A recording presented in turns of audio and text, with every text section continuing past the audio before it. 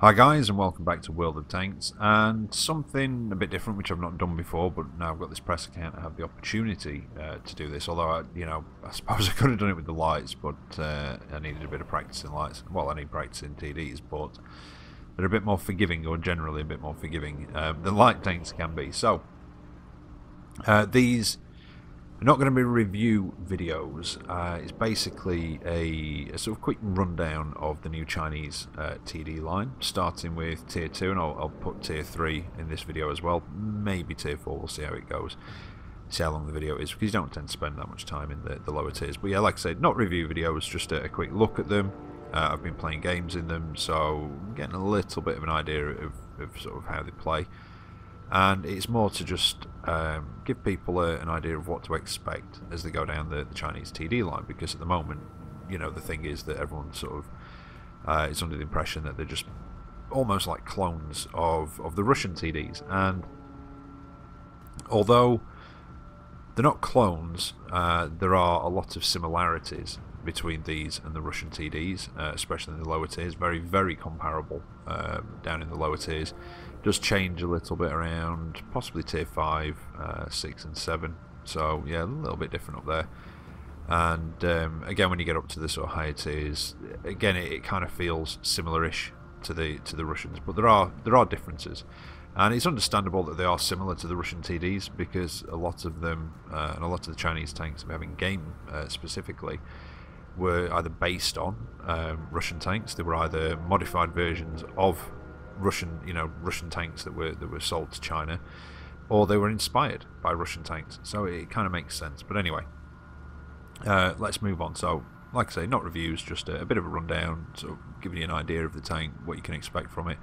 And I don't know whether I'll do separate videos from a certain tier, or whether I'll just put two tanks together in one video and have a look. But let's get on. So, at Tier 2, which you will barely spend any time in at all. You'll probably do one, maybe two matches, and chances are you'll have it fully upgraded and get out of it.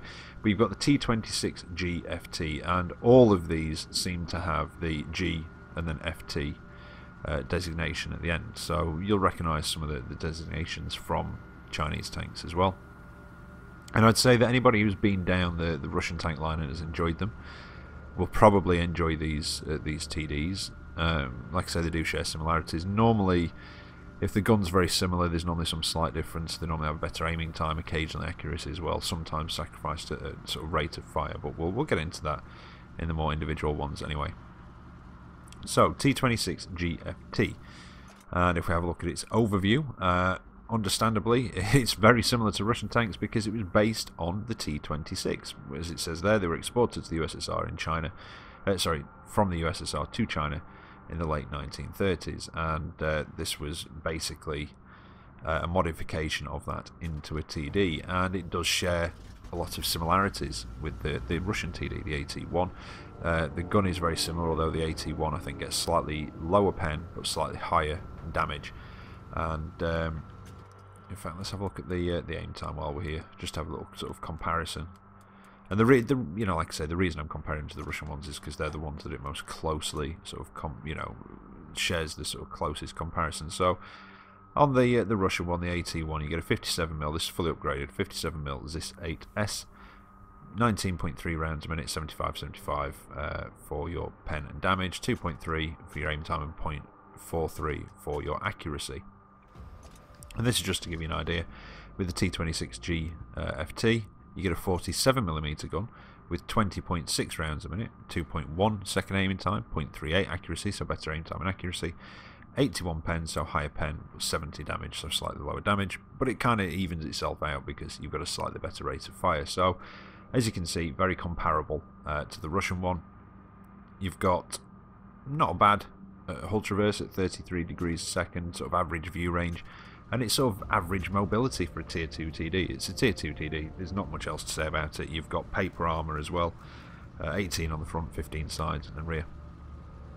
And that's essentially what it is. But I'll talk a bit more about it over some little gameplay clips as well. So, I mean, it's a Tier 2 TD at the end of the day, so there's not really much to show about it. Like I said before, you'll barely be in it, so just Yeah, you know, it can probably two-shot most things that it comes up against, and as you can see there, it's just sort of average mobility. You know, it's pretty much an average Tier 2 TD, very similar to the Russian one. So now I've had a look at the T26G FT Tier 2. We've now, obviously, I'm assuming I'm assuming you'll have had a couple of games in it, like I say, and then you'll be out of it. Same sort of story with Tier 2 all the time. And the Tier 3 is the M3G FT, which, surprisingly enough, is based on the M3 Stuart tank. And they took the turret off and basically just stuck a gun with a gun shield on it. And again, if we go into the overview, give you a bit of a sort of rundown. So in 43, the National Revolutionary Army of Kuomintang, I don't know if I pronounced that right, probably not, received some M3A3 and M5A1 tanks under a USA Lend-Lease program. Some of them were intended to be converted into TDs, but then there was the export of the T-34-85 tanks had begun, and yeah, they just didn't bother in the end. But yeah, so it's a TD based on the M3. So what you get is a fairly mobile. It's got a power to weight ratio of 22.96 horsepower per ton, fully upgraded, so that's not too bad. Although terrain resistances are a bit crappy, so it does make it feel a bit sluggish on the uptake. But you've got a top speed of 55, so you've got a fairly mobile Tier 3 TD that can sort of relocate quite easily. And again, the gun is, you know, the fully upgraded gun. You start off with 57mm this too. You know, alright rate of fire, decent pen, not bad damage. And you move up to a 76mm, 12 rounds a minute, 85, 115, 1.9 second aiming time, 0.38 on the accuracy as well. And again, because it's based on a Stuart, you've got decent hull traverse, 40 degrees a second. But again, it kind of is, gun-wise, very comparable to what you can have on the Russian Su-76M, which is their Tier 3. Which is that 76mm, 78, 110, slightly better rate of fire, but the Chinese gets a better aim time and accuracy. But you know, that one can have the 57mm as well, which is almost identical to the one that you get on this. But the top gun's at 76mm, so again, you can see gun-wise, very comparable to what you see in the Russians. Tank-wise, well, like I say, you know, it's fairly mobile. And again, you know, I'll sort of cut in some gameplay clips and talk a bit more about it there. Now, similarly to the Tier 2, you don't really have any armour to speak of. You've got 25mm all round, but as you can see, you know, it feels a little bit sluggish on the uptake, and sometimes going up hills. Maybe that's down to the terrain resistance, I don't know. It's been a while since it's been in the M3, so again, it could be memory sort of, you know, it could be me remembering it wrong. But it is a fairly, you know, quite a nice mobile little TD, really. And yeah, the gun, you know, it packs a decent punch down at this tier.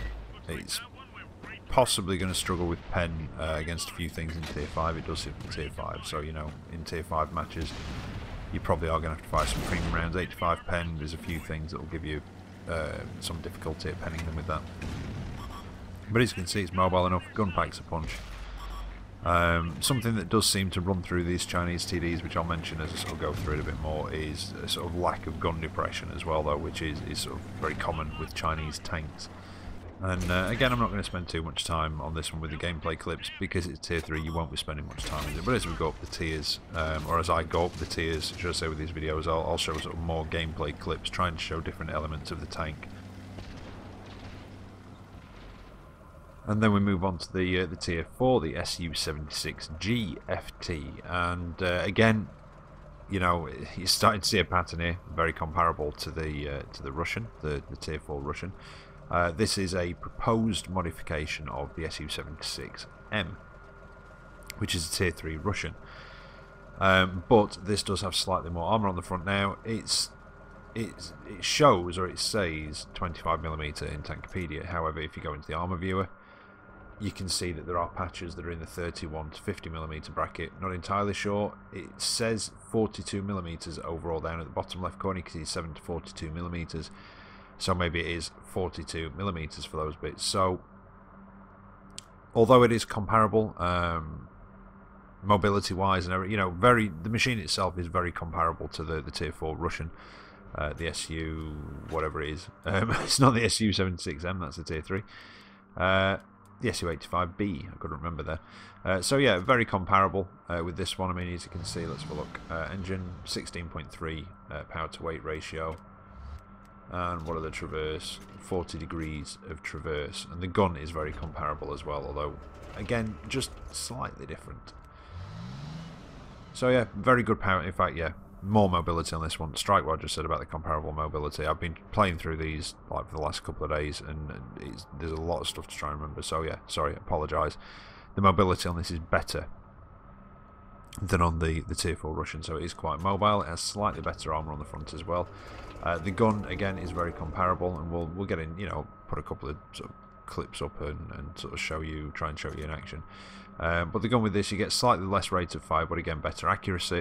Better aim time, but lower accuracy than the Russian equivalent, and 2 less pen on your standard rounds. But other than that, very, very comparable gun again.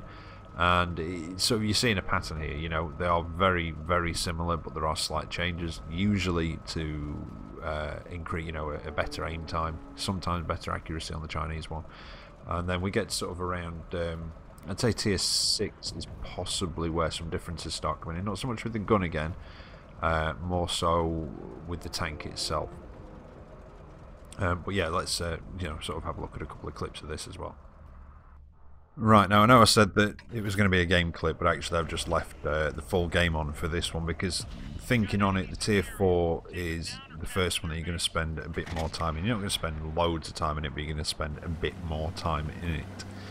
So I thought I'd just leave this match on, a bit of an average match. I've seen some, was it with this one? Or was it with, no, sorry, with the Tier 5 on Twitter.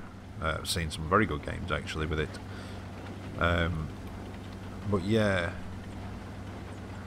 so I thought I'd just leave this one, like I said, because you will spend a little bit more time in this than you will the others. Now, as I said in the garage, very similar to the SU-76M.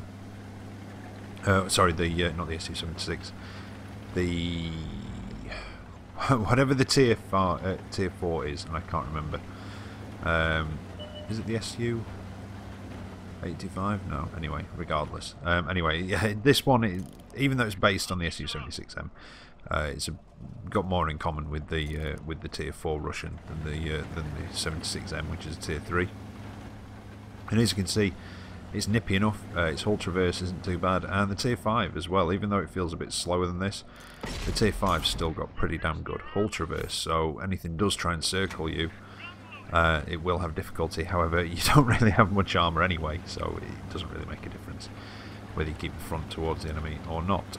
This one does have a little bit more armour, like I said. Now, something else I'm going to say about this as well. This is, I mean, obviously I've not done a video like this before, doing a sort of rundown of a whole line. And, well, even though this is sort of part 1, or a series of videos, should I say, doing a rundown of a whole line. Yeah, this is where I go a bit, whoop, trying to get hold of that guy. Yeah, just, it really does look like I've been drinking. But no, I haven't. I've just decided to chase this guy down, but unfortunately every bump, lump, and everything else that I hit seems to throw me off.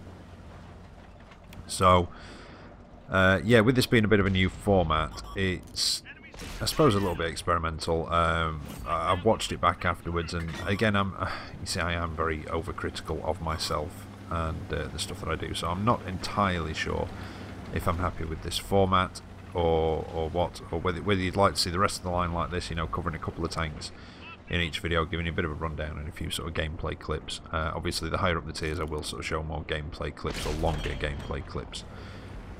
Should I say, hopefully showing a bit more about it, or whether you'd prefer me to do it just one video per tank and do them as sort of the proper reviews that I do, a bit like with the heavy tanks, you know, the British heavy tanks, and the one I've started but yet to finish on the German heavy tanks. So please leave a comment, or leave something in the comment, just, you know, with a bit of feedback, really. That's how we, you know, that's how we grow and how the channel gets better and my videos get better, is through feedback. So yeah, I'd appreciate that if you can leave your feedback on the comments, just saying whether you like this format and you're happy for this sort of format for the rest of the Chinese line, or whether you'd prefer me to do the rest of the Chinese TD line as, you know, one tank per video as sort of full-on reviews.